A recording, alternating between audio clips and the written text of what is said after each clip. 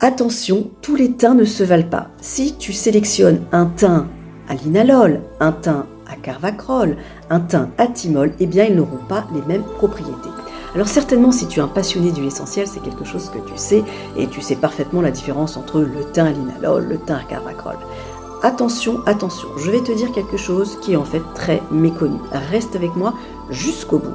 Alors, en général, on te dit il faut que tu choisisses tes huiles essentielles qui ont un chémotype, c'est-à-dire qui vont préciser la race chimique. Entre parenthèses, ça s'écrit CH, mais ça se prononce bien chémotype. Alors, ceci est vrai pour le thym, par exemple, que je viens de te nommer, mais en réalité, cela concerne un tout petit pourcentage de plantes. Pourquoi ? Par exemple, si une personne te dit c'est important de connaître le chémotype de la lavande, ou te dit ma lavande elle est chémotypée, eh bien c'est un abus de langage. Pourquoi ? Car il n'y a pas spécialement de chémotype de lavande, il peut y avoir des variations dans les pourcentages moléculaires, et auquel cas, il faudra dire qu'on a besoin de connaître les composés de cette lavande, et tu as donc besoin d'une chromatographie. La chromatographie, eh bien, ce sont les courbes qui vont te montrer les pics des molécules de ton huile essentielle.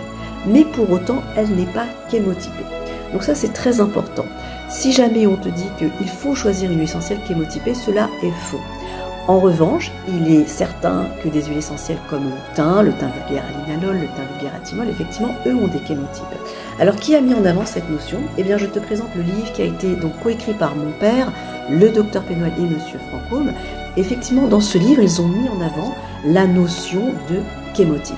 Simplement, cette notion-là a été ensuite reprise de façon, on va dire, plutôt commerciale. Et le fait de dire mon huile essentielle est chémotypée, c'était une forme de valorisation pour certaines compagnies d'huile essentielle.